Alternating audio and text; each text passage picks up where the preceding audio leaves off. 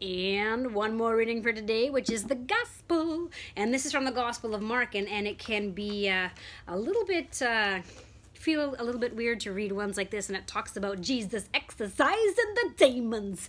And so in this reading, you've got a man who has a demon within, and the demon sees Jesus, recognizes Jesus, and say, "What do you want to do with me, Jesus of Nazareth?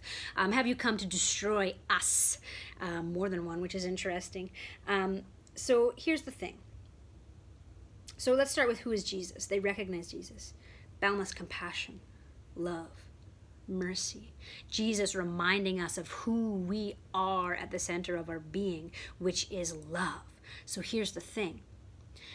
If we identify ourselves with, like, if I think I am my thoughts, if I think I am my emotions, if I think I am my different sicknesses, be it mental illness or be it physical ailments, that if I base that on who I am, it brings you to a really dark place, like, and it's almost like a demon within you, right? That keeps you trapped and closed and hurting. And so these the Bible, they call them demons. I mean, it would be the words that they have, because they didn't have the medical advances or things like that they were talking about. But you could say that, like, but what is the one thing that they say, "Are you here to destroy us?" Well, you look at Jesus, and Jesus says, "You aren't those things. Your deepest self is not your circumstances. Your deepest self are not your thoughts and emotions. Your deepest self is not even your physical health. Your deepest self, your truest being, is complete love and mercy and boundless compassion of God, and that will destroy the exorcise and the demons." Like, right? Like that is what will that if you hold that as your center, as your core, it will help you through those difficult times.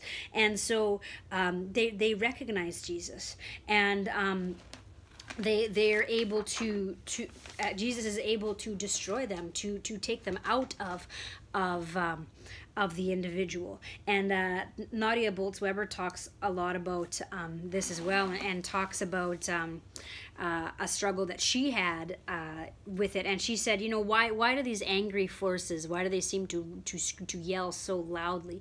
And she said, it's because they know they've already lost. They know that Jesus that Jesus in love and compassion has and will always win, and will always have that last word, because Jesus has triumphed over death. And so she says, all of these things, these demons, though that is all a footnote to the love to Jesus Christ of Nazareth. And it's beautiful. So one other thing that this says is, it says the man had an unclean spirit. And so I think we can get this idea of, like, okay, if you're going to live holy and you're going to live purity, then, you know, you're going to just pray like this, and you're going to float while you walk, and you can never do anything bad, and blah, blah, blah, blah, blah, because we have this idea of bad or good. But here's the thing, though, talking about unclean. So things like addiction to alcohol, things like drugs, things like being addicted to anger and pointing fingers and blame, and this idea of unclean. Like, I think the reason why the gospel preaches this idea of purity, or this idea of this goodness and beauty, it isn't because it's like, oh, joy kill, man, we can't do anything fun.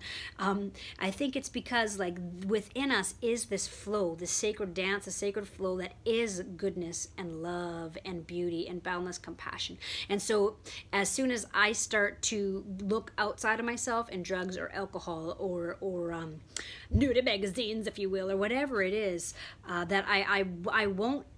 That's when I all of a sudden find myself with a demon, if you will, with something that is going against my truest self from within.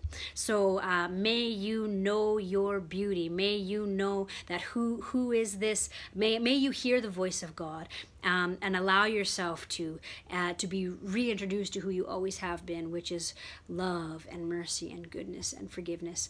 And may you have a good time in your life and find joy flowing from that. There you go. Grace and peace.